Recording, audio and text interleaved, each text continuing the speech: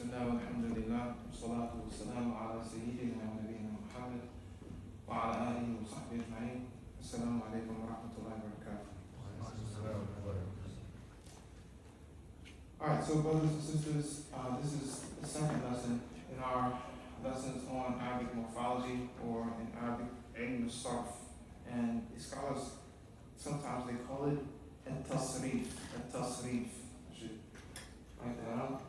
It's sometimes called ilm Sarf, or you can also call it at-tasrif. I'm going to actually write that in a different color. Hopefully red is clear on the panel.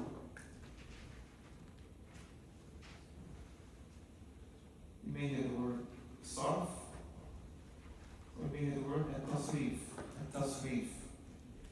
And they both are indicating. Shut up, Mike. No, you're good. You're good. They both indicate a science that is concerned with the Arabic word and not with the Arabic sentence.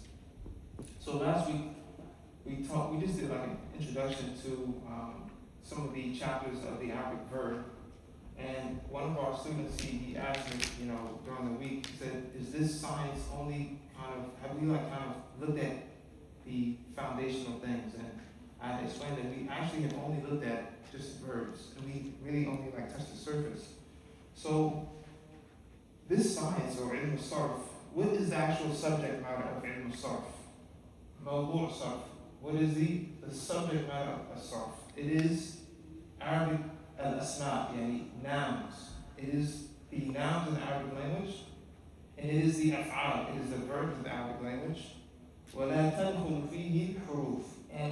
But when it comes to prepositions like min and ala and fi, these they're called huruf al-ma'ani, these prepositions of meaning, right?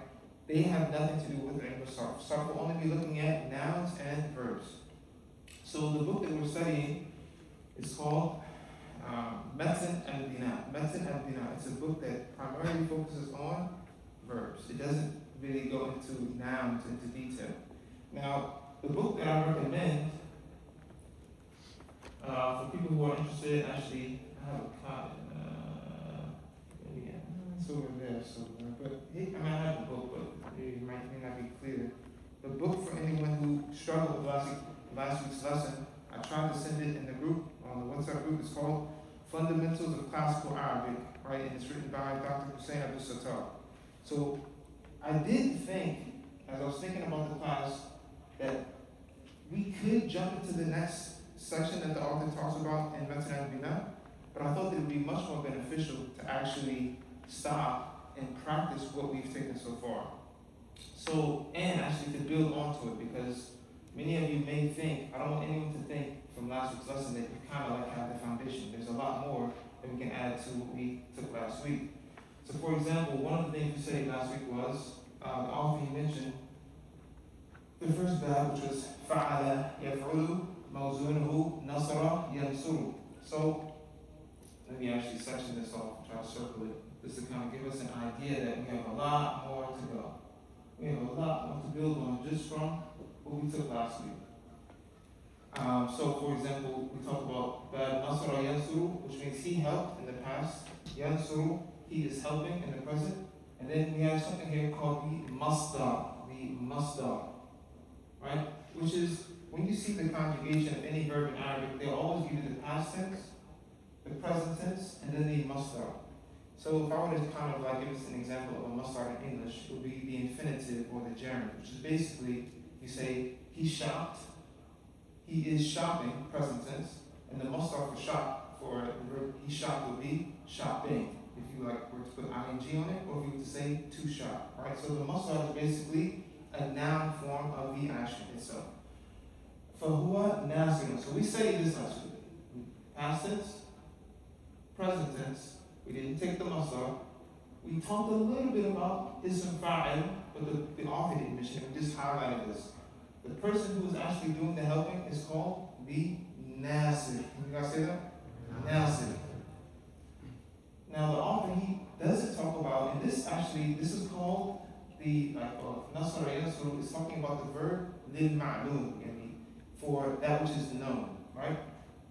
The next line talks about, or actually let's just read it everyone together. Nusira. Nusira means he was helped, right? So it's like the passive tense, right? So nasara, he helped someone or something. Nusira, he was helped. Yunsaru is the passive tense of the present tense. It's the passive of the present tense. So yunsaru means he is being helped. Like at the time, at the moment, he is being helped. So this is the passive tense. Nusira, yunsaru. And I'm not sure, I usually don't teach the past tense or the passive tense until I feel that the student is completely comfortable conjugating verbs in the for the active tense. This is what we took last week, is called the active tense, right? I usually don't talk about the passive until everyone can conjugate the active tense, So, but the point is I just wanted to show everyone that we have a lot more to learn outside of this book, right? So the journey is just only starting for all of us. Nusiran yusaru nasran, so he brings the same masdar here, so the masdar doesn't take a passive tense. فَهُوَ مَنْصُورٌ, and we talked about this last week, but we didn't go into detail. The person who gets help is the one who is Mansur. He's the one who receives the help. So the person who receives the action is on the scale of maf'ul. Can everyone say that? Maf'ul. And the person who's doing the action is called the fa'il. It's on the scale of fa'il. Right, so nasrun, mansurun. Then the next thing he talks about, this basically, we want to be able to do this for almost every verb that we come across.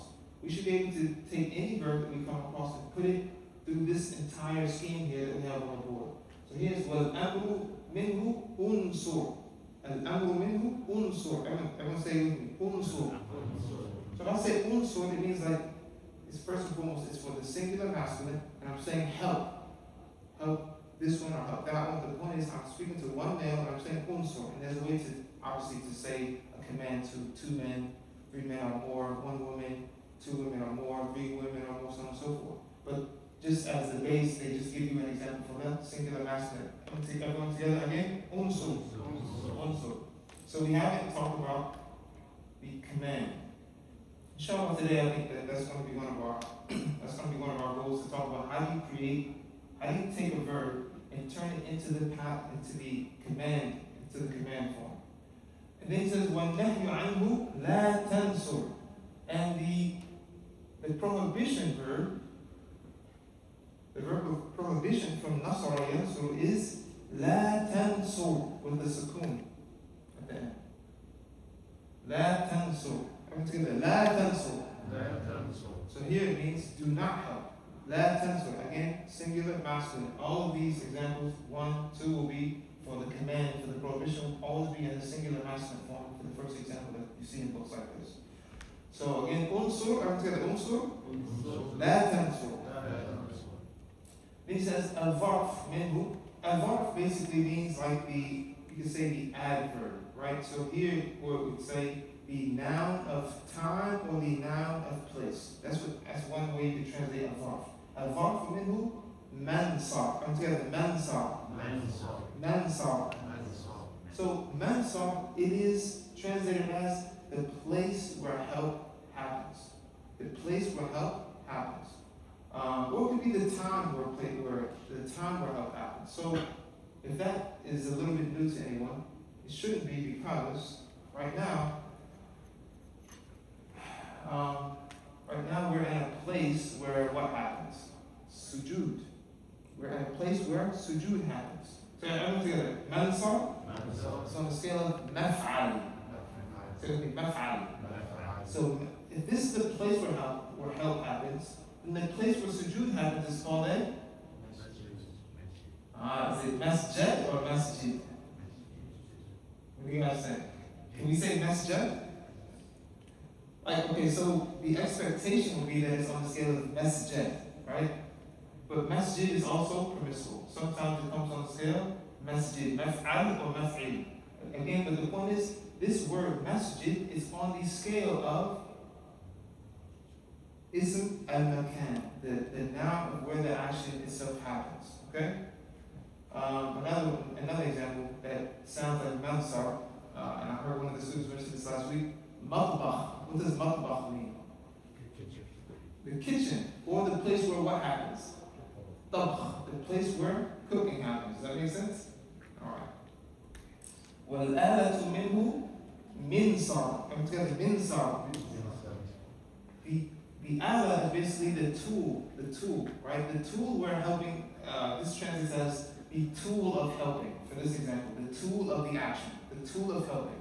I don't know if there's anything in Arabic that the Arabs call minsar, but the point is, some of these scales it may not make sense in terms of how people use it, but the point is, he's giving you the actual foundations of the scales that you need to know. So here, he's really trying to teach you mif'al, not so much the word minsar. I'm just going to mif'al. So I'm going to expand this a little bit. Mif'al, you can say for the tool of something, you can say the scale mif'al, or you can say, can I erase this? Alright? You can say mif'al, or you can say, mif'al,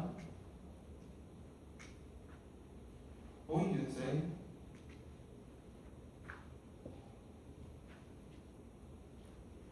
mif'al. I'm telling you, mif'al.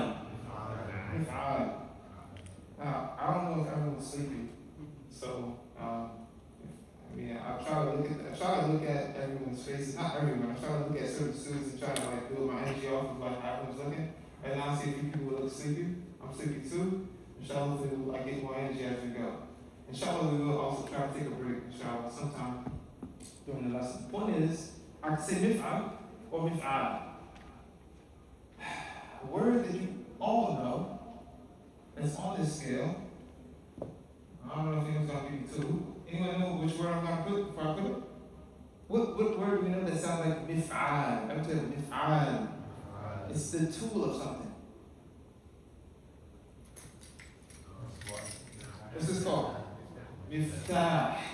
Miftah.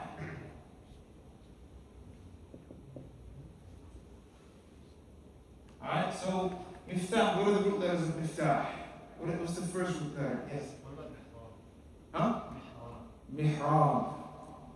Mihrab.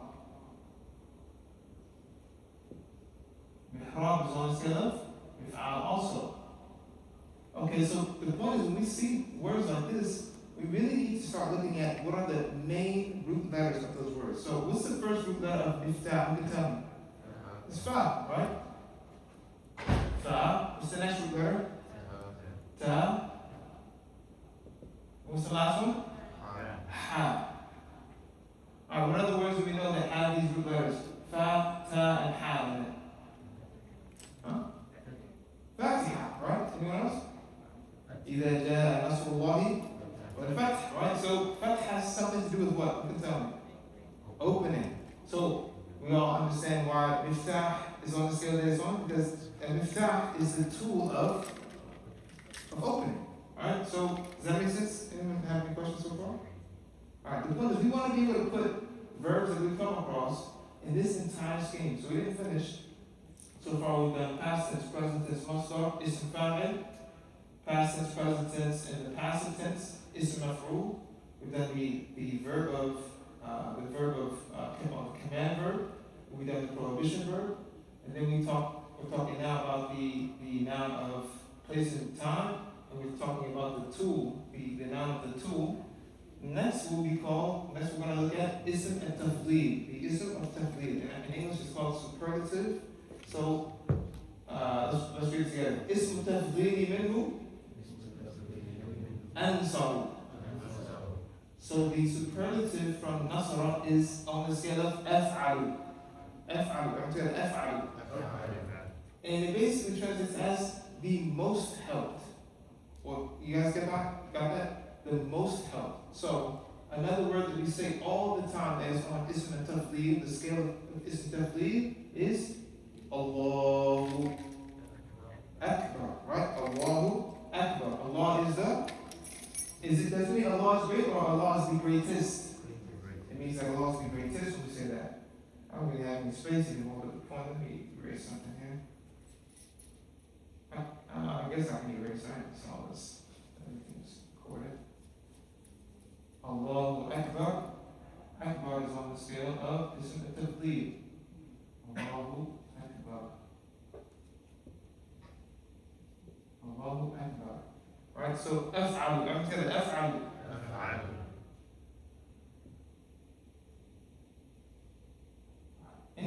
Anyone confused so far?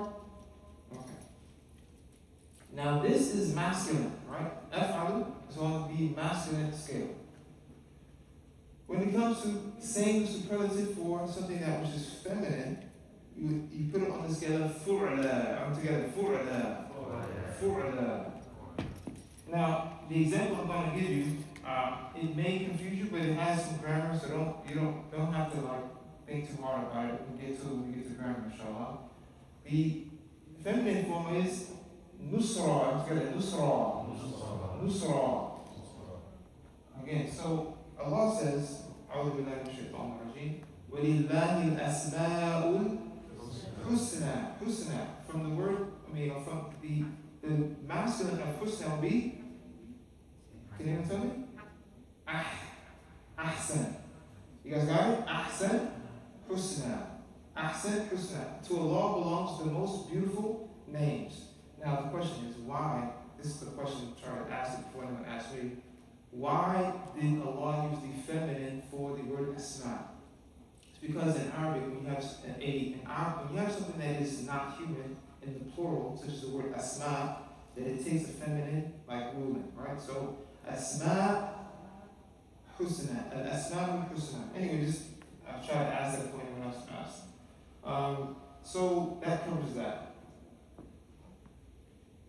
When it comes to an example, last week I made a blunder, so I wanted to clarify it. We talked about what does ilm sarf mean, lughatan or silahan. In the Arabic language, in the dictionary, it means, the word sarf, it means al-taghyir wa tahweel. And basically to change into, alternate, right? And the example that, we should talk about that, or silahan in the technical definition, in the actual Islamic definition here, it means ilm bi-usul, it is a science of foundations or principles. يُعْرَفُ بِهَا أَحْوَالُ أَبْنِيَةِ الْكَلِمِ. You basically know by learning these foundations or these principles, the different conditions or the states that the structure of the words go through, and that's the ليست بإعراب ولا بناء. They are not connected to إعراب, which is something that you cover in grammar, ولا بناء, which is something else that you study in grammar. So Allah says, and I'm trying to give an example of where Allah uses the word sarf in the Quran. Allah says, أعوذ بالله من الشيطان الرجيم. After أعوذ بالله من الشيطان الرجيم, بسم الله الرحمن الرحيم. إن في خلق السماوات والأرض واختلاف الليل والنهار والفلك التي تجري في البحر بما ينفع الناس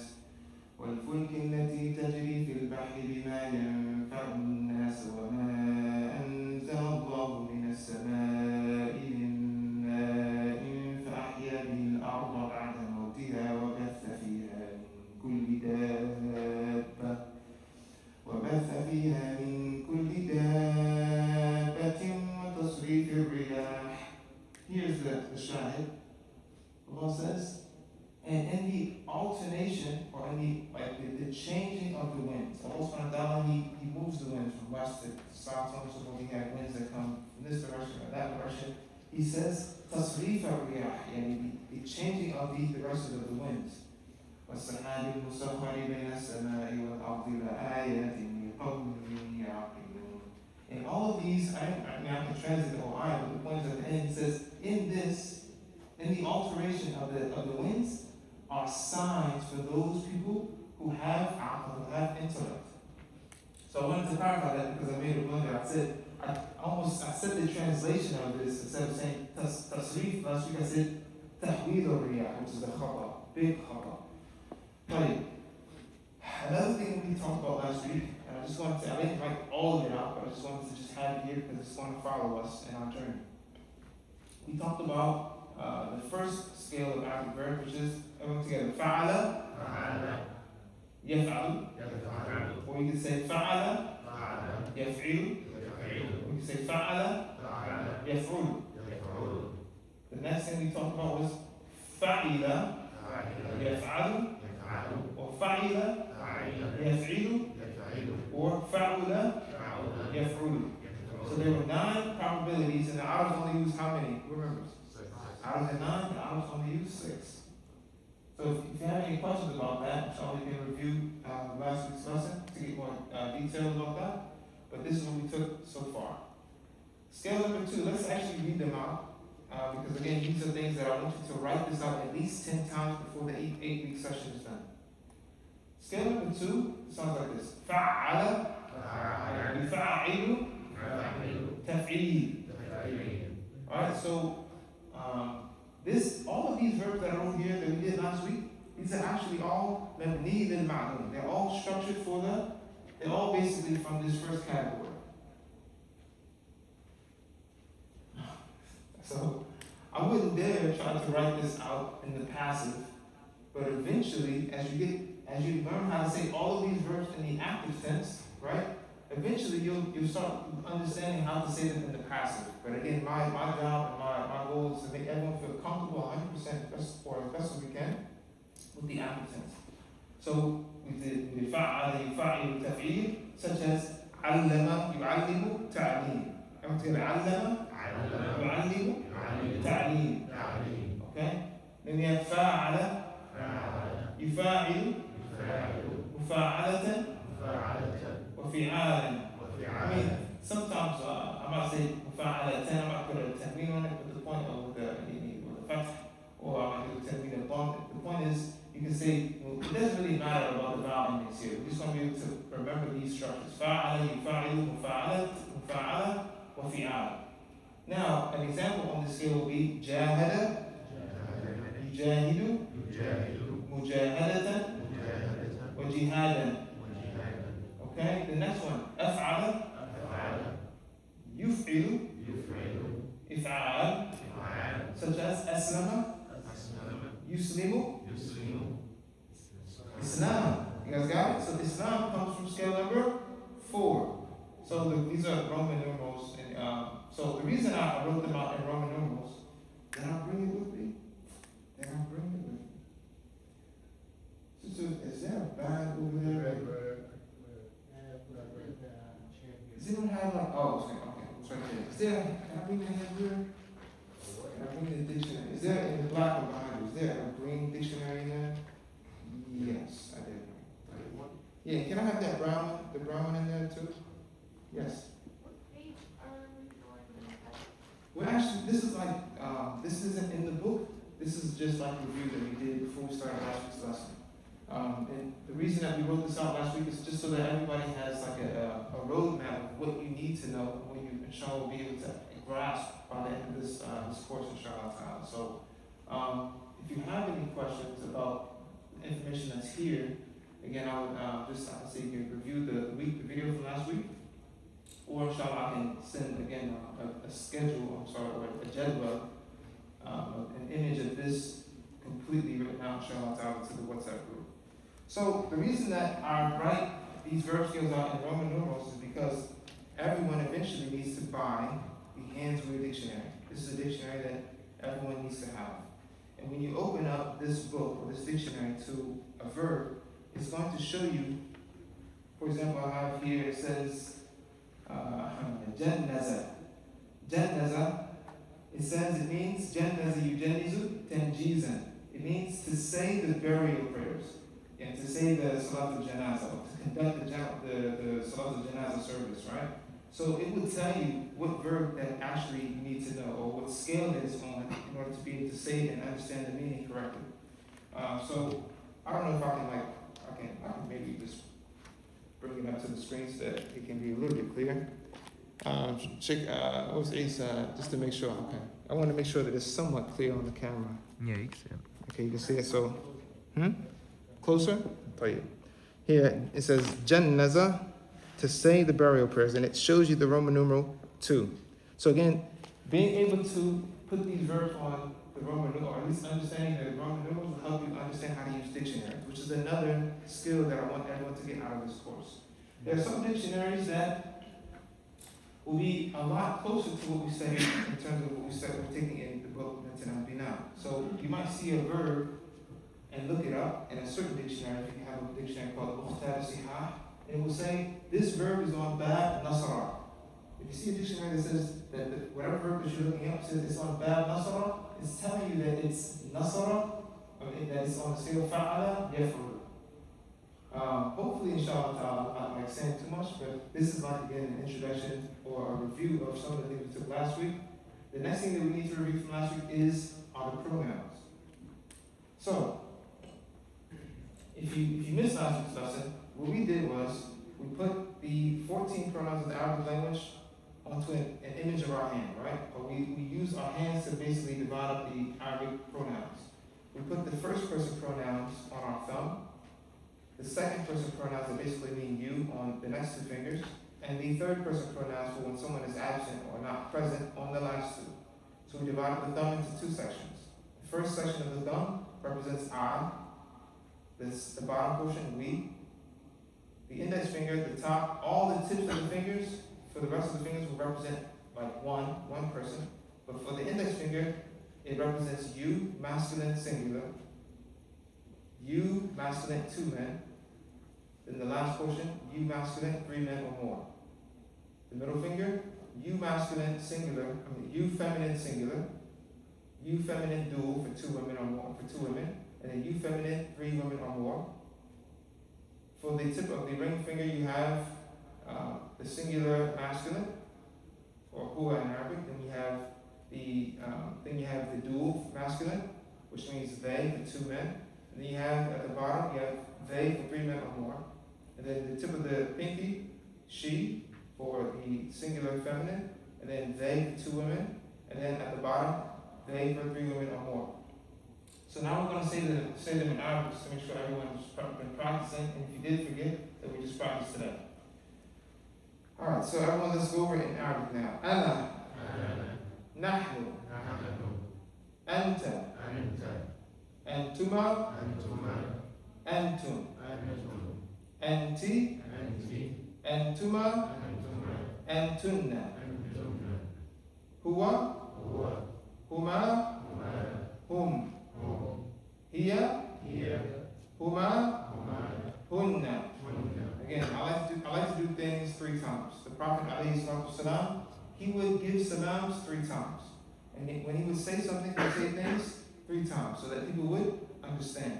It's a hadith that, mashallah, is really, not it's a beloved hadith to me, but the point is I love it because it shows how the Prophet ﷺ gave a lot of importance to people having fahm, understanding.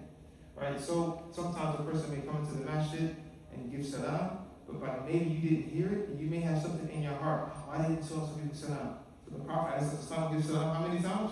3 times. So that cuts all the abwab for shaitan to whisper, oh, he didn't give you salam, right? Anyway, let's go over 2 more times. Ana, nahnu, anta, antuma, antum, anti, antuma, antunna, huwa, huma, hum,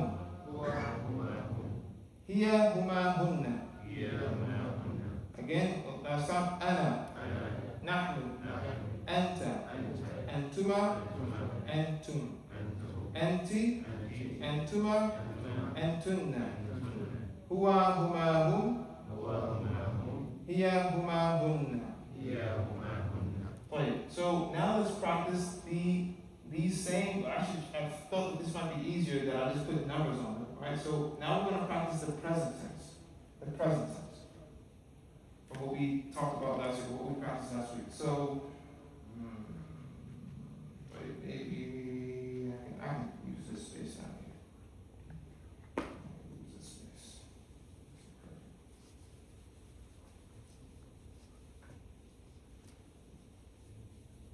Actually, you know what? Maybe I can call on the students to help me with this instead of me writing it a lot. Is orange clear on the camera? Do you think so? I mean, I can just. Yeah.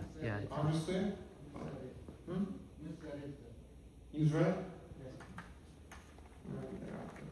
There you go. Alright. Who can tell me? Let's do the past tense. Let's conjugate for the past tense first. Ana what? Fa'altu. Ana? Fa'altu. فعلت. نحن فعلنا.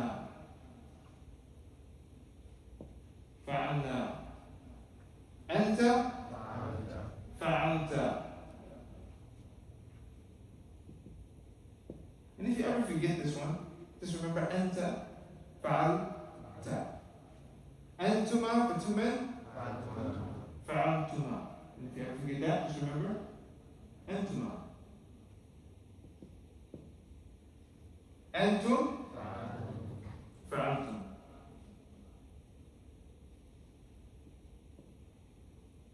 Fa'altum. Then he goes to the middle finger. Anti. Fa'alti.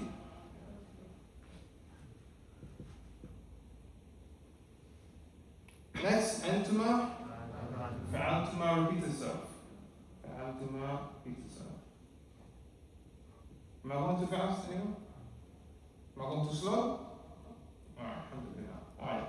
Now, next, Antunna. Fa'altunna. You know what? SubhanAllah. What really is starting to like creep in my mind is that this is easy. Is it? Does it seem easy so far? If it's easy, give me a thumbs up. If it seems easy so far, give me a thumbs up. That's majority. Alhamdulillah, that's great. Alright. Alright, now we have huwa fa'ala. Okay. So as we go through this class, as we go through the lesson, I have to like drop these like little snapple facts, right? So whenever you look up a verb in a dictionary, unless you have like an app on your phone, whenever you look up a verb in a dictionary, are they going to show you fa'altu, fa'alti, fa'altuma, or are they going to show you fa'ala? They're always going to show you the singular masculine for third person. They're always going to show you that one. They expect, the dictionary expects that you can do the other conjugations. So you're always going to look for, so if I see qultum, I'm not going to look up, qultum is a little bit tricky, but the point is if I see qultum, and I've never seen that word before, I'm going to look up the huwa form for qultum. Alright, I'm never going to look at, unless you have these, some of the apps on the phones are really, really good. So anyway, fa'ala, huwa fa'ala, huma fa'ala. Huma fa'ala. Then it becomes hum fa'alu. Fa'alu. Alright, so for this verb, the alif is written, but it's not pronounced. It's one of the few examples in Arabic, but in English we have this example 100 different words. Right? We have phone, or like the word no, right? The K is silent, right? This is one of the examples in Arabic where something is written, but it's not pronounced, right? This alif is written, but it's not pronounced. Fa'alu. Alright, next, the pinky finger we have here. Fa'alat. Here, fa'alat. Then huma. Oh, I think I heard the fancies. Here, fa'alat. Huma. Fa'alata. Fa'alata. Alright, this ta in fa'alat, it's in Arabic it's called ta'u ta'nith as-sakina. It's called the ta that is sakina, that is feminine. The ta that is sakina, that is feminine. Basically, it lets you know that the person doing the action is a female. The fa'il is or you can say the fa'ila is a feminine, whether it's an actual person or it's an object. It lets you know that the doer of this action, whatever it is a female. So if I say qalat, right, it means what? She said. It means she said. Right. Fa'alat, fa'alata, and the last one? Fa'alna. Fa'alna. Alright, so that's the past tense. Let's conjugate and practice again. Fa'altu. Fa'alna.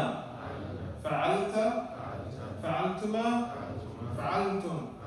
Fa'alti. Fa'altuma. Fa'altunna. Fa'ala. Fa'ala. Fa'alu. فعلت فعلتا فعلنا. طيب. Two more times. فعلت فعلنا فعلت فعلتما فعلتم فعلتي فعلتما فعلتن فعل فعلا فعلوا فعلت فعلتا فعلنا. One last time. But actually, SubhanAllah, I just got this crazy idea to call somebody up here and let them do it. I don't know if anyone's afraid. Anyone? What's his name? Habib? Habib? You wanna try it? No? But You don't have to get on camera, but at least let me hear someone say it. You have to say it loud so that the people listening can. Tfaddal. Alright, so. فعلت Yes. فعلنا فعلنا. فعلت فعلت. فعلتم فعلتما. فعلتم فعلتم. فعلتي فعلتي. فعلتم فعلتما again. فعلتن فعلتن. Good. فعل فعل فعلا فعلوا. Good. فعلت فعلت. فعلت فعلتا. فعلتا فعلوا فعلنا. Excellent. Good, good, good. Alright, so now let's review the present tense. Let me erase this. Anyone have any questions about that? Again, we'll just review. Just review the foundation of things that we studied last week. Any questions? Yes. I had a question about the Allahu Akbar. Akbar in this scenario means greatest, right? But like in other scenarios, it would mean greater, right? Okay. Excellent question. So that's it may sound like a grammar question. If you say Allahu Akbar, here it is the superlative. But if you say Hada, I can say, let's see, I'm going to circle here and circle here. I can say Hada Akbar min Hada. I can say this is bigger than this one. Here it doesn't mean like it's the biggest, right? It just means here it turns in from a superlative to a comparative, right? Because if something is like the greatest or the biggest or whatever it is, then you won't see a pronoun here that says like min. This is Allah is greater than, something like that. So if you put a pronoun after it, a preposition, then it becomes like a comparative. But if you just leave it like the superlative by itself like that, it would mean that it is the greatest form of whatever that action is. So let's go with the present tense. Just the foundation of stuff. I'm not going to go over every example. So we said that in order to make a present tense verb, you need to add a prefix. And the prefixes for the present tense verb are 4. It could be a hamza, it could be a noon, or it could be a ta. Come together, anatu. If you ever forget, just remember the acronym anatu, right? So for I, I'm going to say ana af'al. Come together, ana af'al. Nahnu naf'al. Anta تفعل. أنتما who remembers? تفعلان. أنتما تفعلان. أنتم تفعلون. Good. أنت تفعلين. Come together. أنت تفعلين. أنتما تفعلان. أنتن تفعلن. Good. هو يفعل. هما يفعلان. هم يفعلون. هي تفعل. هما تفعلان. هن يفعلن. Alright, so let's write this out. Let's write it out. Okay, أنا أفعل. نحن نفعل. أنت help me out guys. تفعل. أنتما تفعلان. So here, I didn't talk about it last week, but it's quite obvious that this is the first suffix that we use in the Arabic language. Or the first suffix for the present tense verb is ani. I'm telling you, ani. Most of the time in Arabic, when you hear ani at the end of a word, it means what? That there's two, right?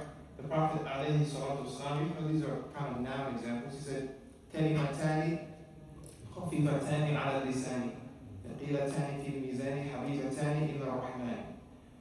There are two words that are kalimatani khafifatani ala lisani. lisanik, two words that are light on the tongue, until the end of the hadith. So, anta taf'alu, antuma taf'alani, antum taf'aluna, antum taf'aluna. Inshallah, we're going to have some fun after we do this, inshallah.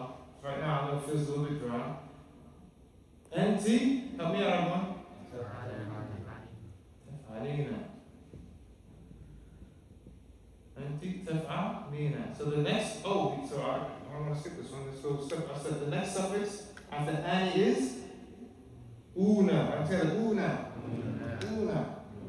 una here. So this represents three or more. Una. Then we have ina. I'm telling you, ina. This usually represents when you're speaking to one woman, but obviously we're talking about the present tense verb here. Every time you hear ina, it doesn't automatically mean that you're in the present, that you're actually dealing with the verb. You could be dealing with it now that ends with ina. Alright, so I want you to only think about ina as representing the present tense verb speaking to one woman. Anti taf'alina, next is what? Antuma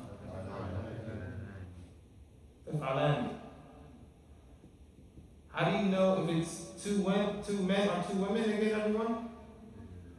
Only by the context. And then antunna is what? Taf'alna.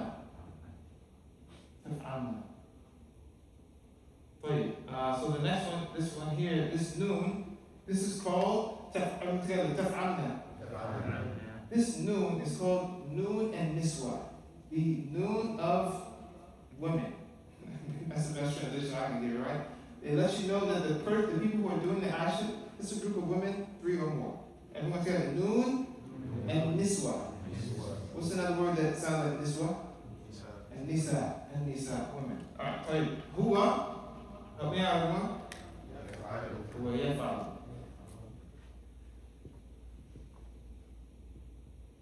Huma yaf'alani. And then hum yaf'aluna. Alright, so I asked my family to put like a survey together to send everyone in the WhatsApp group. And one of the questions was, have you studied Sarf before? So I didn't get a chance to send it, but I would like to ask just to get an idea. Who in this class, raise your hand, has studied morphology before to any extent? Alright, so good. You guys have a great, a lot of you have a foundation, which is excellent. So we now got the last finger, which is for the pinky. Here, what? Taf'alu. Here, taf'alu. And who can tell me when's the other time that taf'alu appeared? Taf'alu. This one appeared how many times so far? Twice. For anta, taf'alu. And for here, taf'alu. Then huma, for two women? Taf'alani.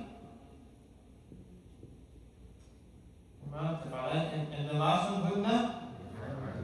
Yaf'alna. Alright, so what I would like to do now, we could go further into the book, but what's the rush? What's the rush, everyone? Why not do some examples? Because the examples will help bring, bring the sweetness out of what we're studying. So what I would like to do, because inshallah ta'ala, hopefully all of you will be teachers of morphology in the future, inshallah. That's one of my du'as I want to make strongly against you guys, right? Inshallah. Yes, you have a question? Yeah, for the second person feminine. For the second person feminine. Yes. Yes. I've often heard like anti tafadi. What's the difference between that and this one? Beautiful question. So, Arabic morphology and Arabic grammar were once, they're always actually connected, right? So when the ulama, some ulama came and they started separating the topics of morphology from grammar to make it its own science, right? They basically, you can see in some books that you can't really 100% completely separate morphology from grammar. That's like an introduction to answer your question. So when it comes to what you heard or what you hear, anti taf'ali, right? That actually has to do with more like, how can we say, it's almost like colloquial usage. So, for example, I might say, what's up, right? But it really, if a person who's studying English, they're going to say, what's up really comes from, what is up, right? So we completely slaughtered that phrase, right? What's up from what is up. So when you hear someone say anti-taf'ali, they're basically shortening the actual, the default is anti-taf'alina, but you wouldn't even drop the noon in this case. In Arabic grammar, you can't drop the noon from taf'alina because of anti. You can only drop it if there's something before that word that makes it drop. For example, Allah says, أعوذ بالله من الشيطان الرجيم. فَإِن لَمْ تَفْعَلُوا وَلَنْ تَفْعَلُوا. If you do it and you will never do it. The point is, Allah used a word before the present tense in for both verbs. He put something before that will make the noon drop. So فَإِن لَمْ. So I would say that lam. Lam is what you call in Arabic grammar a jazm. It will make the word majzoom, to make the verb after it majzoom, which will make, for the plural, will make all of these noons drop. So if I said lam taf'ala, taf'ala will become, if I put lam before it, would be, lam basically is a word for negation also. It negates it. So taf'ala means you two men are doing. If I put lam before it, becomes lam taf'ala. You two guys didn't do. I would have to drop the noon if I put lam before it. As for the word lan also, فَإِن لَمْ تَفْعَلُوا وَلَنْ تَفْعَلُوا. Lan is also another word that makes the noon drop, but it's not, actually this one makes the word after it, usually, anyway, I don't get to grammar right now, but the point is lan is another tool that can make the noon drop from taf'alani, taf'aluna, taf'alani, taf'alina, so on and so forth. But when Arabs today say anti-taf'ali, they're actually they're kind of like, it's kind of like, it's not slang, but it's more like a colloquial way of speaking without putting all of the grammar rules in place. Hopefully that answers the question. So, with that said, I want to erase this, and hopefully that's not a problem. Anyone have any questions before I erase? We're going to write out, as soon as you all know, and as your children all know, we're just going to look for, just have a discussion about what's happening in the surah. And see who can pick up on what. The good thing is that we have some students here who are intermediate. So, inshallah, if it's too easy, you can just put it in the back of your mind that this is what I'm going to teach someone at the Sunday school, I'm going to teach my kids, I'm going to teach someone who doesn't know about Arabic, using this example. And if you're a beginner here today, then inshallah this will be some fun, inshallah. أعوذ بالله من الشيطان الرجيم بسم الله الرحمن الرحيم قل يا أيها كافرون لا أعبد ما تعبدون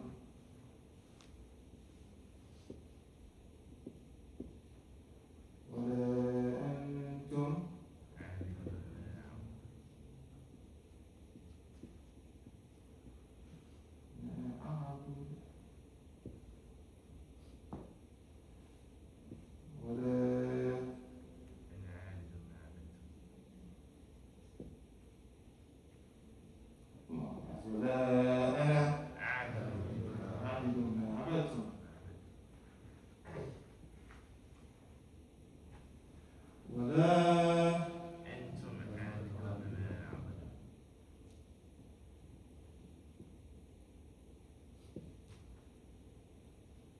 لكم دينكم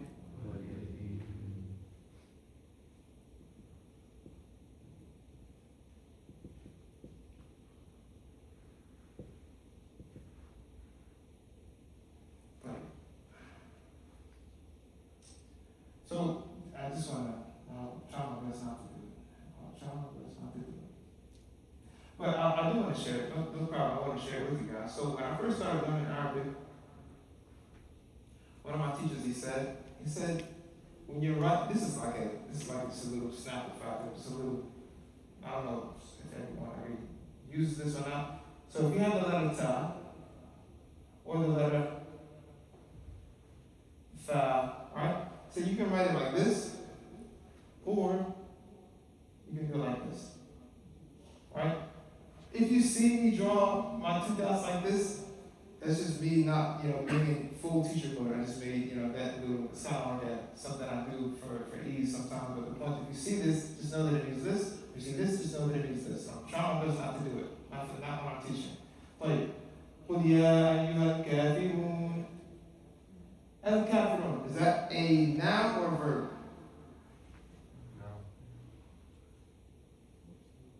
No. Ah, No. al-kafirun, noun or verb? Okay? Okay? No. Easy. Oh, no. Okay? No.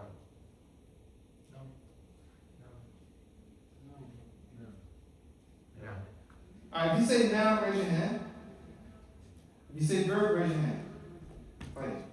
So, we already kind of looked at, oh yeah, I see some faces like, is it a trick question? No, it's not a trick question. Nouns can also have the suffix una. Nouns can also have the suffix una, like musli, muna. Alright, so here, al-kafirun is an ism. It is an ism. It's a noun. Alright, next one. La a'budu. Is a'budu a noun or a verb? If you say verb, raise your hand. If you say noun, raise your hand. A'budu. Alright, good nouns. Good. A'budu is a noun. For which pronoun? Is it ana, nahnu, anta, antuma? Which pronoun is a'budu for? It's a verb, right? It's a noun or a verb? Huh? You said it's a noun? Can I say noun? It's a Oh, I'm sorry. No, I'm going to say a'budu is a verb. I don't know why I said that. Sorry about that. A'budu is definitely, it is a verb. I don't know why I said that. Anyway, for which pronoun?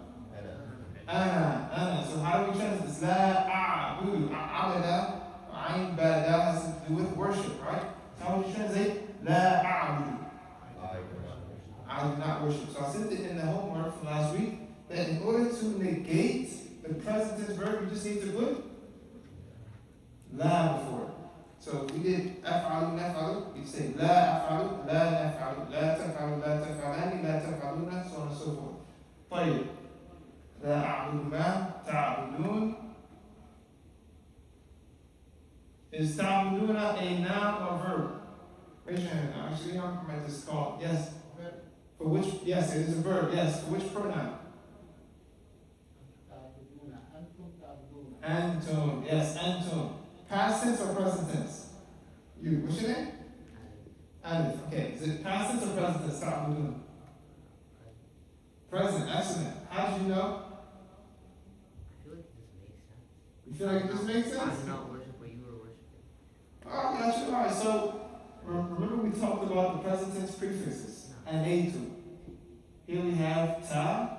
We have root letters ayin, ba, dal. Then we have a suffix here. So anytime you see the root letters preceded by one of those prefixes for the present tense, alif, hamza, nun, ya, or ta, that kind of is a trick way of knowing that it's a present tense verb. So ta'buduna antum.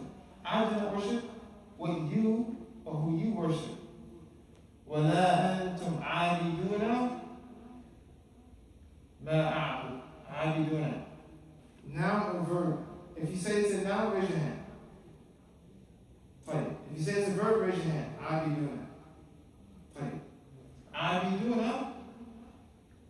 I want to show you guys where this one comes from. See if you guys recognize what's happening. Abada. I said abada. Ya'budu. Ibadatan. Fahuwa. Abidun. Remember we did at the beginning of the lesson. Abada ya'budu. Ibadatan. Fahuwa abidun. Like nasara yansuru. Nasran fahuwa nasirun. So abiduna is a noun that has una added to it to make it plural, right? So, and you are not worshipers of who I worship, right? So abiduna, it is a noun, but it's plural. And this is one of the things about the book that we're studying, doesn't really go into detail about nouns, but that's why this, inshallah, the chart from last week, I didn't write them out here.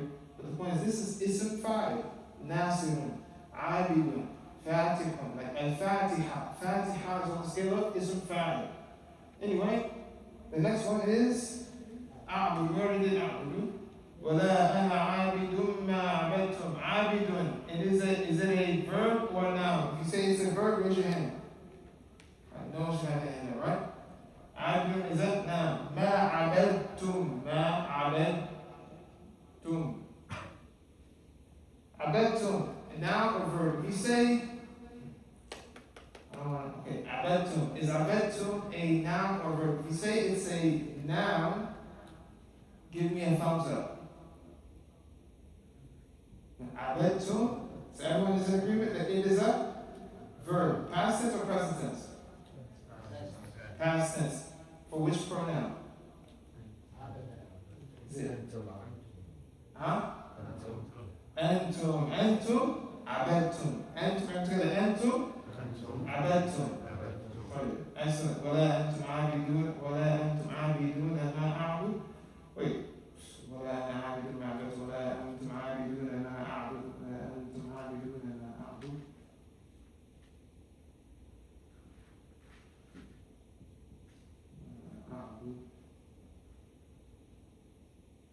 Yeah, you guys see me make a mistake, you guys have to follow it out, man. MashaAllah. Alright, وَلَا أَنْتُمْ عَابِدُونَ مَا أَعْبُدُ لَكُمْ دِينُكُمْ وَلِيَ دِينِ. So everyone, you see how learning morphology, the foundation, can help you at least start to recognize what's happening in the Quran. You guys got it? Right, and why is this useful? It's useful because, inshallah, all of us have either have children or want to have children one day, or inshallah, all of us will be some kind of teacher in some kind of form to someone. So we want to be able to at least teach our children what sort of kafirun means, right? So we can do this with any surah, but the point is we need to be able to have these foundational things so that we can look at the Quran and be able to explain it to others. Yes, sir. Yes. For the fourth ayah, what would the verb be for the first half? For the first, you said for the fourth ayah, what would the verb be? Yeah. What do you mean? Because we said abidun is a noun, right? Yes. So doesn't what would be the verb in that ayah for the first half? For verb, first number for this one? Yeah. The verb is abedtum. So I would say, for example, let's conjugate abedtum. Again, most of the surah brings the present tense verb. A'budu, ta'buduna, a'budu here. But abedtum is a past tense verb. So let's put it together. Abedtu. I worshipped. Abedtu. Abedna. Abedta. Abedtuma. Abedtum. Abedti. Abedtuma. Abedtum. That's where that came. Wait. Abedtu, Abedna, Abedta, Abedtuma, Abedtum. I don't know how to do that. Abedtum. Then it's Abedti, Abedtuma, Abedtunna. Abada, Abada, Abadu, Abadat, Abadata, Abedna. Alright, so this is a past tense verb. Is that what kind of caught you? Because like the other ones are present, and then this past tense came out of the blue 20%. Is that what kind of confused you, or did I answer the question? Because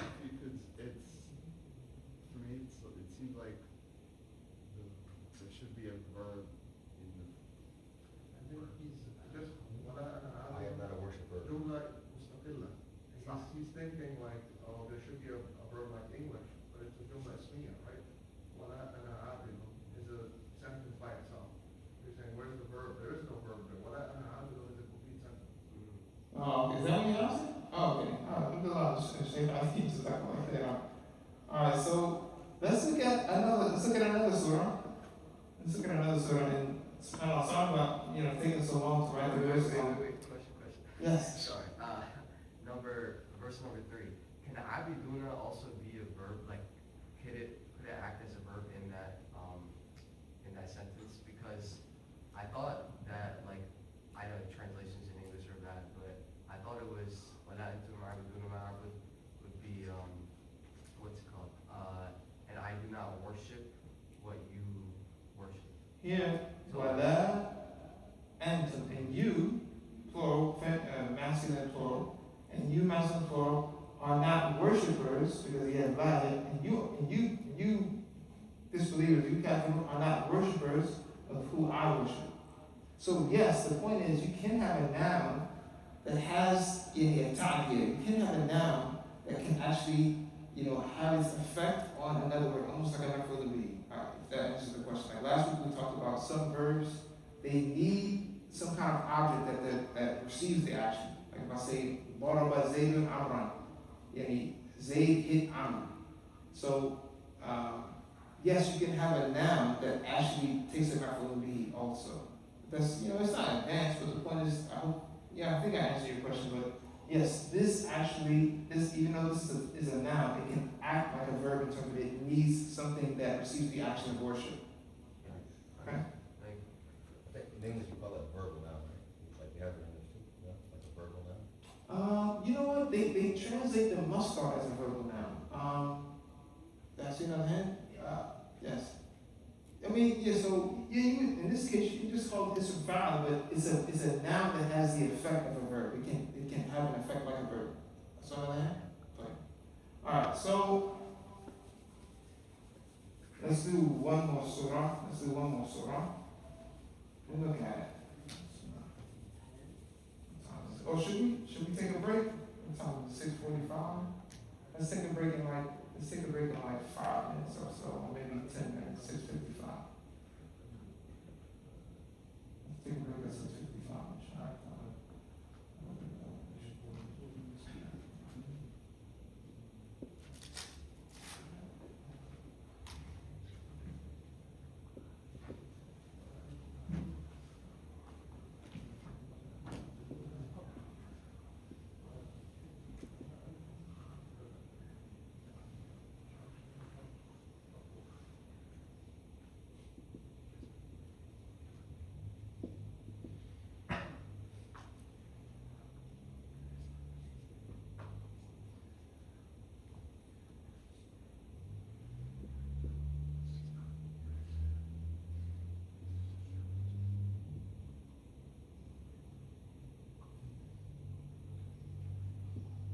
I'm also going to need a reader for today's class. Anyone have that? So I'm not sure who the designated reader is today. Whoever it is, inshallah, let's get ready. That's all. Inshallah, after the break, inshallah.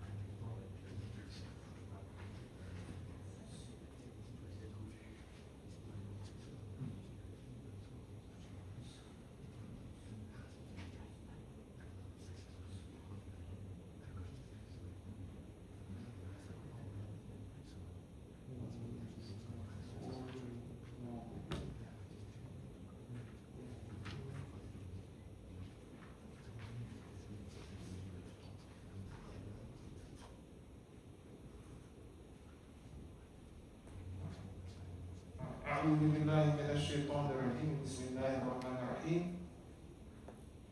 Alhamdulillahi Rabbil Alameen. Are there any verbs in this sentence? Yes or no? If you say yes, raise your hand. Alhamdulillahi Rabbil Alameen. Are there any verbs in that sentence? Yes. Okay, anyone else? In this verse, we have Alhamdu. Is that on the scale of any verbs that we say so far? No. Right? Al-Lillahi. You know that Allah's name is a noun. Rabbi. Now? Yes. Al-Alameen. So this is the word probably in question for some of the students. Al-Alameen is actually considered a noun. It's actually considered a noun. So in this first verse, no. Ar-Rahman Ar-Rahim. We know that these two are from the names of Allah. So how do you say name in Arabic? Ism. Right? So we know that these are nouns. Right? Or names or nouns. Maliki Yawmiddin. Any verbs in this sentence? Yes or no? Right? Maliki is on what scale? I'm scale of Maliki. So on the scale of? Fa'il. Right? So is this a noun or verb? It's a noun. Because it's on the scale of Fa'il. I'm telling Malik. Malik. Right? It's on the scale of from the verb Malaka. I'm telling Malaka. Yamliku. Malaka. Yamliku. Yamliku. Milkan. Milkan. Fahuwa. Malik. Alright, so Malaka means to own. Yamliku, he owns, or he's owning. Malikan, Milkan. Fahuwa Malik, so he is the owner. He is the owner. So Malik is a noun. Malik Yawmiddin. Iyaka na'budu wa iyaka nasta'in. Any verbs in this sentence? Who can tell me? Yes. Yes. Like, if it was Maliki, like, is that the whole, like, default verb? Is Malik the whole default? Right now, like, Maliki, like, the verb without, like, Malaki and Maliki, right? But if it was Maliki, like, Excellent. So when the qira'ah, when the person recites this surah as Maliki, it's still considered a noun, but the meaning is actually stronger. The meaning is actually stronger in the sense. Here, Malik means like the owner, but Malik in Arabic morphology has a stronger meaning. It means the king, right? So this is one of the examples where, again, I know last week we talked about kullu ziyadatin fil mabna ziyadatin fil ma'na. Every time you add letters to the structure, it builds the actual meaning. But here, Malik is on a scale that actually shows that more meaning than Malik. Here, Malik means again the king of the day of judgment, or Malik is the owner. They're both, names or words that are befitting to Allah subhanahu wa ta'ala, but Malik is stronger in meaning. You can recite it Malik Yawmiddin or Malik Yawmiddin. Excellent question. But Iyaka na'budu wa Iyaka nasta'in. What are the verbs in this sentence? I want to call one. What's your name? No. Taha. Can you tell me one of the verbs in Iyaka na'budu wa Iyaka nasta'in? Na'budu. Excellent. Na'budu. Which translates, how do you translate that one? Huh? Say it again? worship. It is worship, but what's like? You can't just say worship, you gotta give me a pronoun. I, we, you, she, they. Alright. Everyone say that. Na'budu? Na'budu.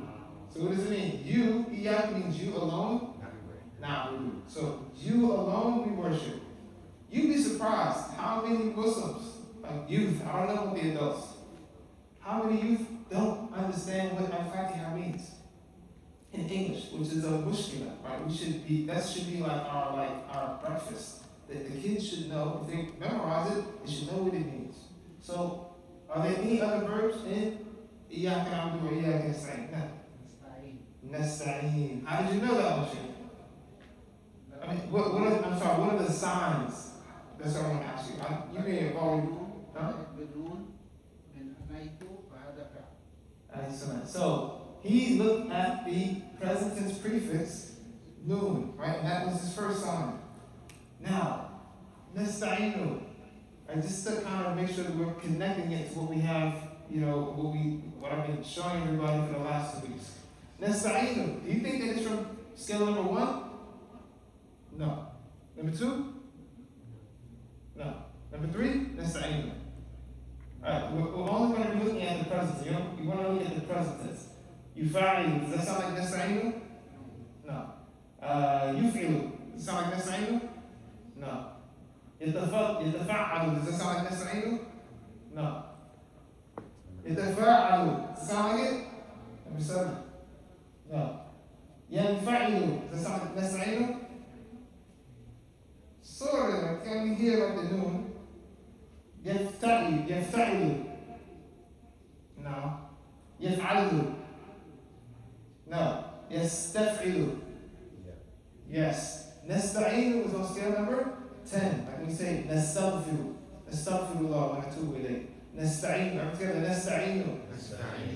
Let's conjugate, guys, because really, one of the reasons that I wanted to give you this chart early is so that you can start, building early, right? Instead of waiting until you get to the second or the third class or whatever the point. Sometimes when you study everything in Islam, especially Arabic, you kind of have to take it like, I always tell people, studying Arabic is like a person who puts tiles on the floor. You put one tile down, is the floor complete? No. But after you put like maybe 50 or 100 or 200 down, now the floor looks beautiful. It's like that. When you study morphology, when you study grammar, you might study like book 1 and book 2, book 3. It's just going to be like one tile at a time. But once you get the whole, and once you start studying at the beginning, the intermediate, and the advanced level, start seeing how it all comes together. So I wanted you to have some of the keys to kind of see ahead. Nasta'inu. I'm together. Nasta'inu. Nasta'inu. Tasta'inu. Tasta'inani. Tasta'inuna. Tasta'inina. Tasta'inani. Oh, let me bring it up this way. Yeah.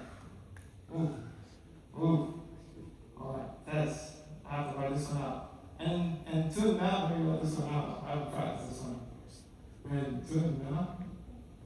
Okay, and to now. That's. Ooh. This is going to be tricky for me. Hold on. And to now. That's. I have to put none in this one, right? That's. Ooh.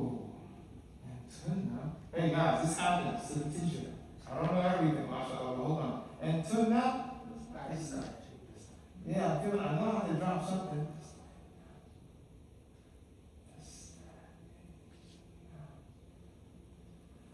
Okay, so one of the rules that we're gonna, I actually want to do some more examples. Like, even though I said we do like one more sort of time, 6:56. Oh, so I definitely want to give everybody a break. Let's finish conjugating for isti'ana, and then we'll take a little break, maybe like a 5 or 10 minute break. And tunna, tasta'inna, and then we have huwa yasta'inu, yasta'inani, yasta'inuna. Anti tasta'inu. I'm sorry. Hiya tasta'inu. Huma tasta'inani. And hunna yasta'inna. Hunna yasta'inna. So inshallah we'll take a break, and then hopefully after the break we'll look at just another example. I want to talk about something which is called the prohibition of two sukoons coming after each other, which is why and tunna tasta'inna is starting to look different. What are the root letters for the same? Excellent. He said his question is, what are the root letters for nasta'inna? The root letters would be ayn, waw, nun, right? So awn. Sometimes you might hear someone say bi'awn ar-Rahman, by the help of the most beneficent, right? So awn or awana has to do with like aiding or assisting. Allah, hopefully that answers the question.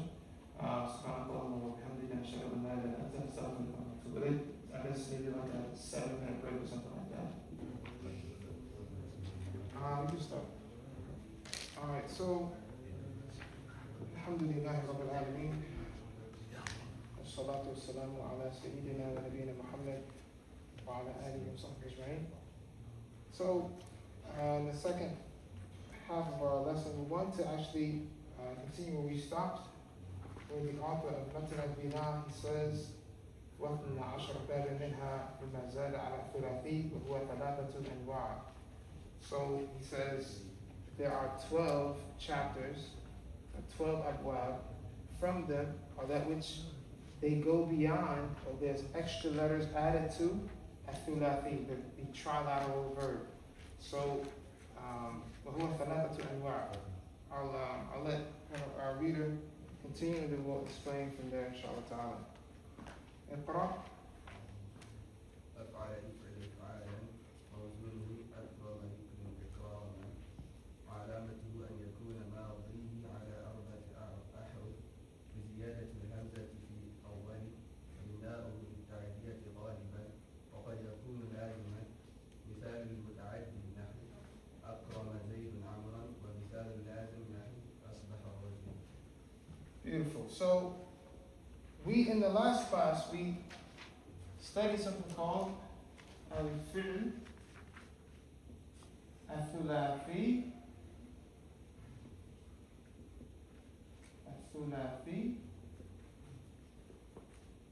al-mujarrad.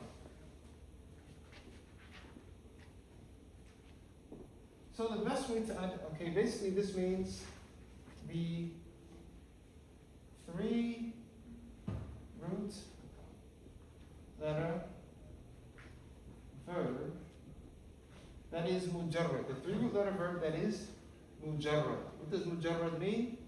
So, in Arabic sciences or in Islamic sciences, sometimes you can define something by laying out the conditions that distinguish it from other things, for example.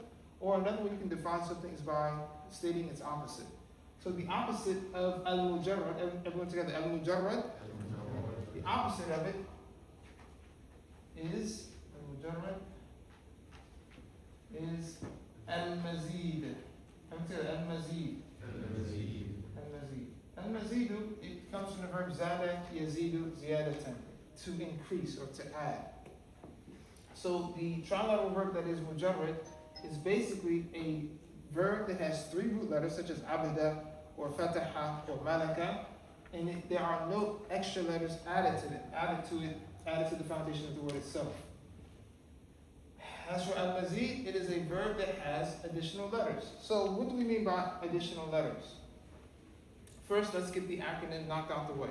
The scholars have basically lined up or came up with different ways to remember what are the added letters, or the letters that can be added to root letters of any word, any Arabic verb or noun.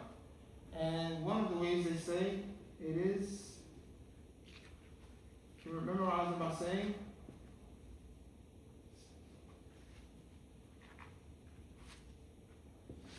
I want you guys to write this. Please write this down.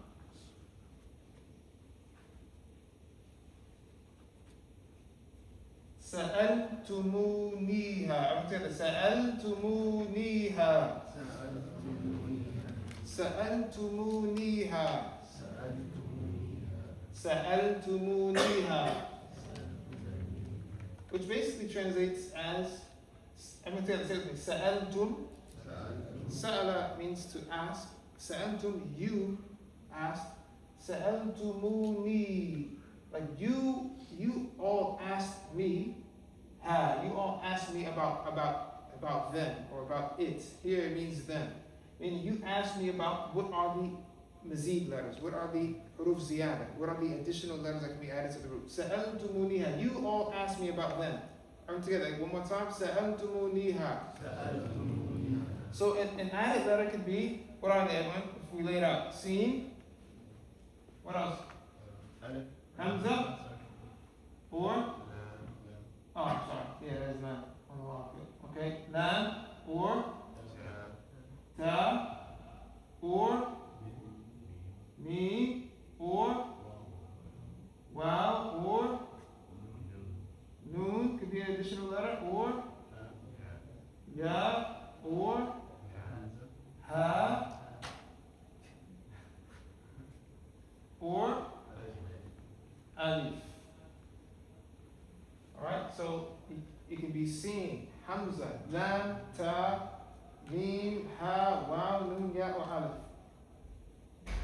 Another way the scholars memorize this, I mean, inshallah, you only really need one example. I don't want to confuse anyone. One example, inshallah, should be sufficient. Everyone together, سألتمونيها.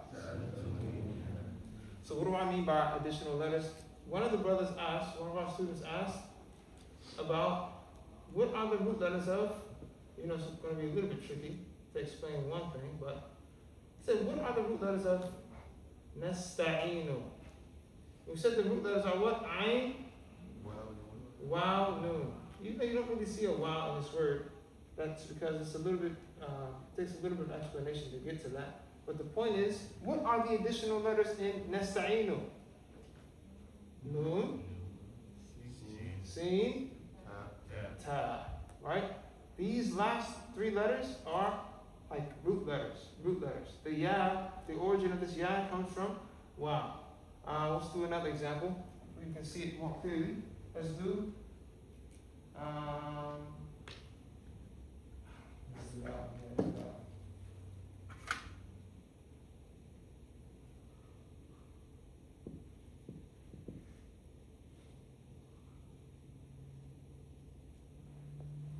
Astaghfiru. Everyone say that. Astaghfiru.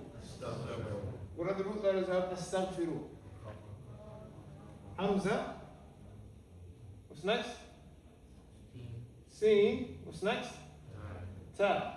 So this is the proof for nasta'inu that the last three root letters are root letters. Yes? Is it added letters or the root letters? You mean for this one, the added letters? The added letters are Hamza, Sin, and Ta, and the root letters are Ghain, Fa, and Ra. I said the opposite. Sorry about that. That was my mistake. So we need to be able to recognize the additional letters that can be added to any root. Any questions about this? All right. So now the first thing that the author mentions, he mentions Al-Bab al-Awwal, the first chapter from, he says, وَهُوَ مَا زِيدَ فِيهِ حَرْفٌ وَاحِدٌ عَلَى ثُلَاثِي وَهُوَ ثَلَاثَةُ أَبْوَابٍ. He says the first topic, or the first type of verb that is mazid, al-fi'l al-mazid, it is a verb that has one extra letter added to the root letters. Okay? And then he says this breaks into three types. So we have A1, we have A2, we have A3. Right now we've just taken A1, which he said is Af'ala, until Af'ala, Yuf'ilu,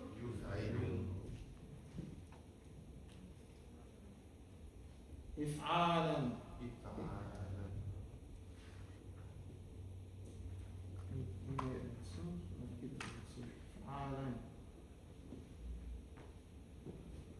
موزونه أكرم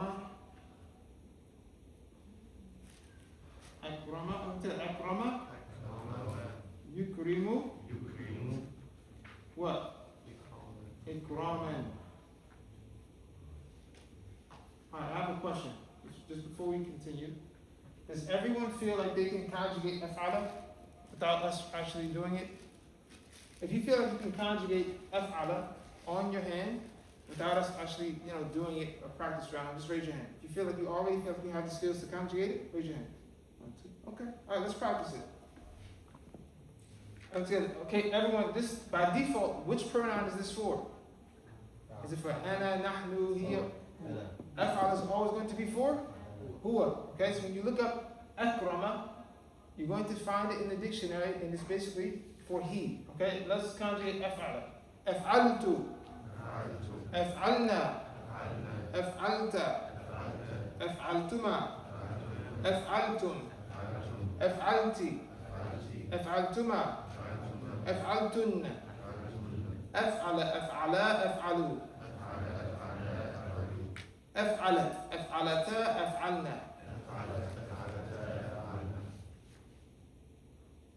Is that easy or still a little bit tricky? Alright, let's do it like this. Let's do an easier example. He brought the example akrama. Let's do the verb for I am, like to embrace the salam. everyone together. Aslamtu. Aslamna. Aslamta. Aslamtuma.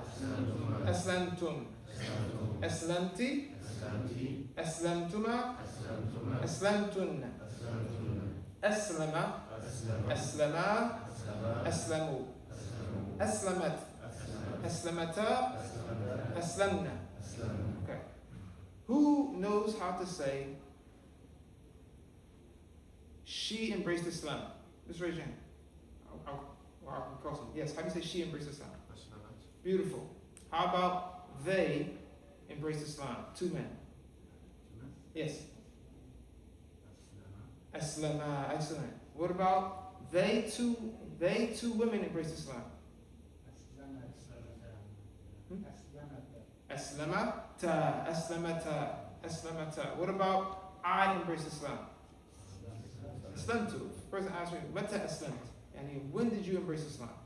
So, right, now let's conjugate the present tense. Yes, you have a question? Maybe after. Beautiful. Okay, no problem. All right.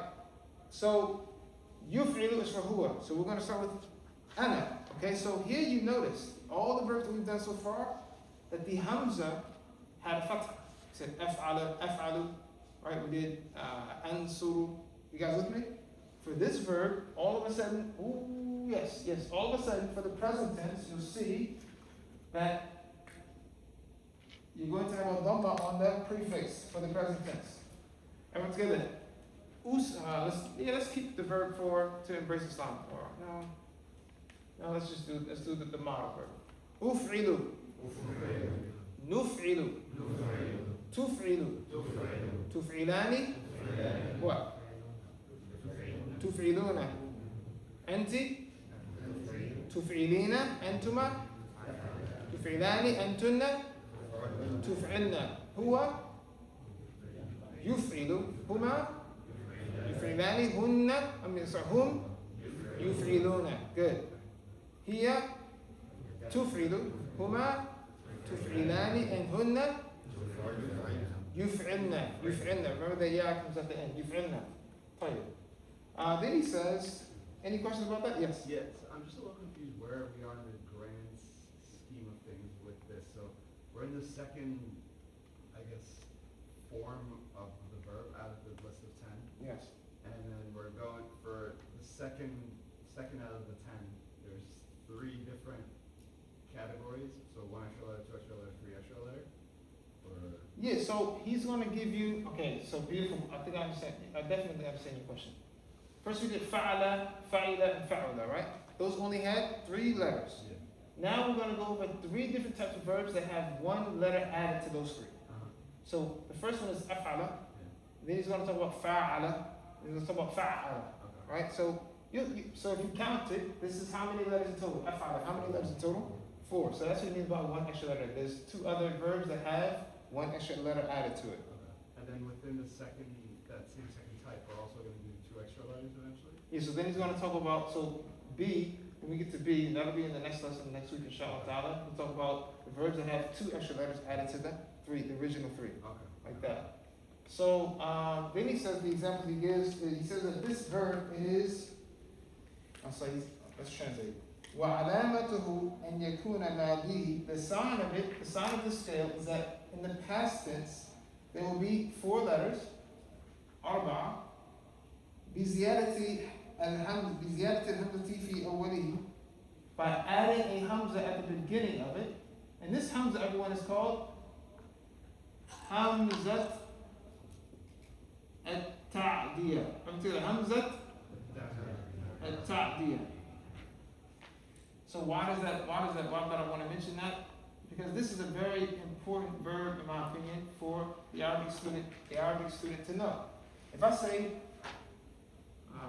kharaja, and I used this example in last week, kharaja, I'm going to say that kharaja, which means he left. If I put this verb on scale 4 like this, it becomes, I'm going to say that akhraja, which means now from meaning he left to, he made someone or something leave. Does that make sense, everybody? So, like, when the Prophet ﷺ was talking to Waraqa ibn Nawfal, and Waraqa told him, like, I wish that I would see, like, be able to see when your people will kick you out. And the Prophet ﷺ said, Awa mukhrijiyahum? He said, are they going to kick me out? He said, Awa mukhrijiyya. Yani mukhrij comes from this verb, right? So it means to make someone else get out. You guys with me? So that's one of the benefits of learning the scales. If you know the form 1 verb, everyone's got the kharaja. If you know how to put it on scale number 4, it means take the original meaning and then make it mean that you made someone else do that action. Does that make sense? So salima, to become safe.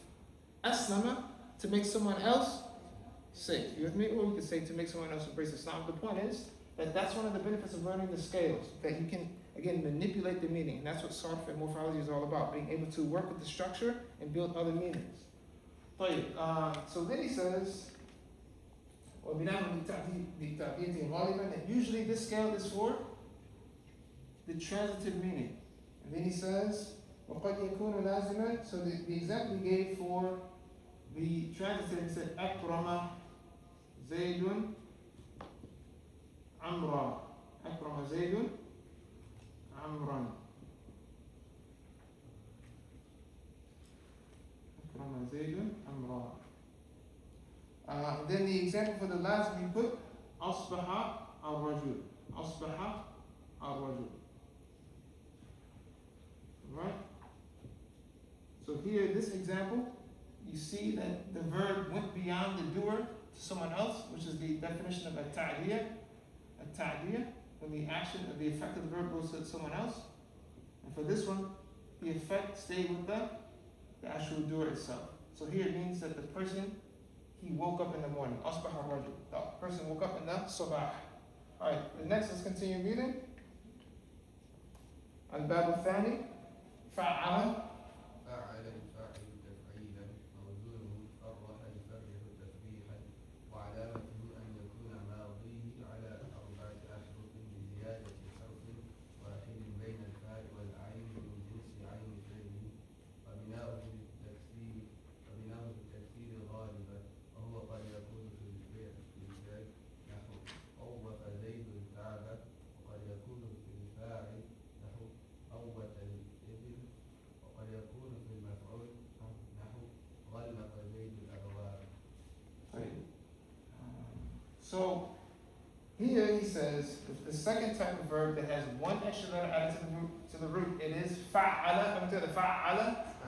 يفعل تفعيلا. And the example he gives is فرح. Who knows what فرح means? To be happy, right? So فرح means to make someone else happy. It can mean to make someone else happy. يفرح. I'm going to فرح. يفرح تفريحا. So I'm trying to finish before 7:45. We'll see what we can do. Then he says, and the sign of this verb is that you have that it has 4 letters. Can you everyone see the 4 letters in فعل? If you can't see it, raise your hand. Let's write it out. So فعل, if you were to write it all the way out, you would see it would look like this. Correct? Because a shadda is nothing but a sign of something that is first sakin, and then the second one is mutaharrik. The shadda is a sign of 2 letters, right? The first one's sakin and the other one mutaharrik. So everyone tell the fa'ala, the same as fa'ala, like this. So instead of writing it this way, you just put the shadda on it to indicate that there are 2 letters. So then he says that it's 4 letters. And then he says, and by adding 1 letter, بين الفاء والعين من جنس عين فعلي, that you basically double the ayn letter. وبناء التكفير غالبا. So here he says that why do we use this scale? It's usually for at-takfir. Until at-takfir. At-takfir means what, everyone? To make something more, to make something plentiful, right? From the word kathir. So he says it's usually for that. And للتكثير غالبا وهو قد يكون في الفعل. So this takthir can happen in three different scenarios. It can happen in the verb, in the verb itself. It could be a lot of the verb. It could be a lot of something that happens actually in the doer of the verb, or it could be a lot in the maf'ul bihi. What do we mean by that? So the example he gives for the fi'l, he says, طوف زيد الكعبة. I want to say that طوف. طوف means he did a lot of circling around something. A lot of tawaf. A lot. Alright, so here the takfir is in the actual verb. I want to say that طوف زيد الكعبة. The next example he gives is, where you go? Okay, he says, for the example, when it happens in the actual doer, it says mawwata al-ibil. Mawwata al-ibil. Mawwata al-ibil. Al-ibil basically means camels. So here he means that you would translate it as many camels, what? Died. Many camels passed away, or many camels died. Then he said, and it could be in the maf'ul bihi. So he said, وَغَلَّقَ. He said, غَلَّقَ زَيْدٌ الْأَبْوَابَ. Who can tell me the famous verse from Surah Yusuf? Yes. So this verse, it indicates that did she only lock one door or did she lock many doors? She locked those like completely. All of the doors, right? So here the takfir happens in the maf'ul bihi. Right? In the maf'ul bihi. So here's an example where it happens in the verb, where the takfir can happen in the actual doer, or in the maf'ul bihi. Any questions about that one? Yes. The only difference in meaning between the two is like the Dastani is like more extreme basically? Like more or I mean, so one thing about this book is that he only gives you one meaning. Now, inshallah, maybe like once we finish like what we actually want to finish from this book, I don't know, I have to figure out the best way to actually like go into ziyada. Like one teaching method is to not go too deep into like the extra details, to kind of like start things out shay'an for shay'an, step by step. But the point is, other books of morphology will tell you that each of these chapters, each of these abwab, they have more than one meaning. Right? So the author here, he just gives you like takfir, but it can also mean other things. So, I mean, inshallah ta'ala, basically to answer your question, the more you study, the more you see that these different abwab, they have other meanings also, depending on the context. So he only mentions takfir for this bab. Al-bab al-thalith,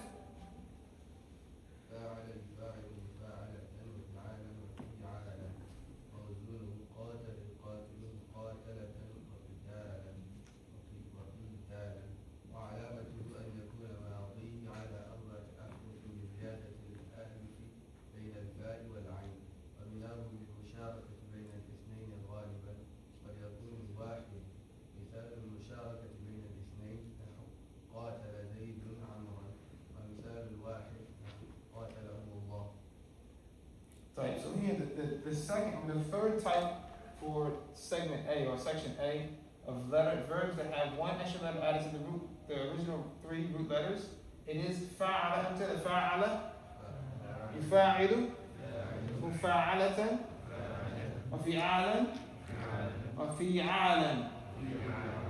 So this verb scale has three different masadir, three different masdars that you could find from it. Right, that you could detect from it. So the example he gives us, qatala, which means, anyone know, tell me what qatala translates to? Not to kill, but to fight. Qatala would be to fight. Qatala would be to kill. I'm sorry. Qatala is to kill, qatala to fight. Qatala, yuqatilu,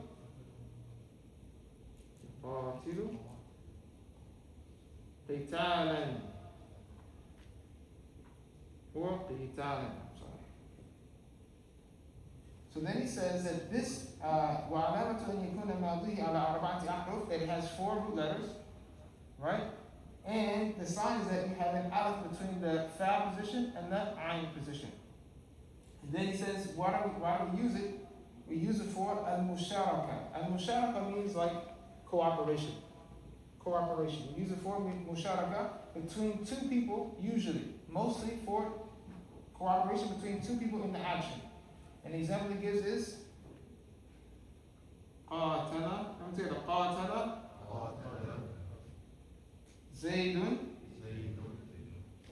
زيد عمرو. قاتل زيد عمرو. Zayd fought who? Alright, so قاتل زيد عمرو, it is musharaka between 2, but there's this indication that someone is more victorious than the other. That meaning someone is fighting heavier or stronger than the other. Here, you could say that Zayd is fighting stronger than Amr, right? So, but the point is, they're both fighting. They're both fighting. مثال المشاركة بين الاثنين نحو قاتل زيد وعمر ومثال الواحد. So then he gave an example of where it's musharaka, but only from one angle. He says قاتلهم الله. قاتلهم الله. قاتلهم الله. So here, no one, when Allah subhanahu wa ta'ala wages war against someone, there's no like opposition. So here he uses this as an example of where there's musharaka only in one. But the point is, how would you translate قاتلهم Allah? May Allah fight them or something like this.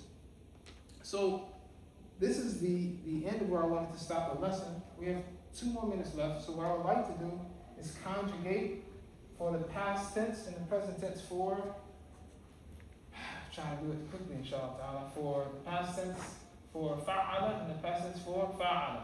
Alright? Maybe we can do the past tense for fa'ala and then the present tense for yufa'ilu. Alright, so let's do fa'ala. Fa'altu. Fa'alna. Fa'alta. Fa'altuma. Fa'altum. فعلتي فعلتما فعلتم. Good. فعلتي. I'm sorry. فعل. I'm getting tired too. فعل. فعلوا. فعلت. فعلتا. فعلنا. Any questions about that? About the conjugation? No. Now let's conjugate for يفاعل in the present tense. أفاعل. نفاعل. تفاعل. تفاعلان. تفاعلون. تفاعلين. تفاعلان. تفاعلنا. يفاعل. يفاعلان. يفاعلون. تفاعل. تفاعلان. What's the last one? يفاعلنا. يفاعلنا. Confusing, hard, in the middle, easy? Easy. Play it. Inshallah, this is what I wanted to take in today's lesson. Yeah, 1 minute left. Ajib. Play it. I'm going to give you guys a trick, really quick trick. Take the present tense of any of these verbs and together. يفعل. يفعل. يفعل. If you want to turn it into the ism fa'il, like how we did fa'ala fa'ilun, right? Nasara nasirun, right? For these guys, you want to turn it into the ism fa'il, just change the ya into a mim. So everything together, yuf'ilu becomes muf'ilun. So yuslimu, he is becoming Muslim, becomes Muslimun. All if you want to turn these 3 scales, or if you want to change these 3 into the ism fa'il, simply change the ya to a mim, and don't forget the tanween at the end. Right? So again, everyone, yuf'ilu, muf'ilun, muf'ilun, yufa'ilu, mufa'ilun. Right? So yu'allimu becomes what? Mu'allimun. Good. Yufa'ilu becomes what? Mufa'il. like yujahidu becomes mujahid. سبحانك اللهم وبحمدك نشهد أن لا إله إلا أنت نستغفرك ونتوب إليك والحمد لله رب العالمين. I hope that inshallah ta'ala that this lesson was, not completely dry. I hope that there was some enjoyment to it, but things get sweeter the more we go inshallah ta'ala.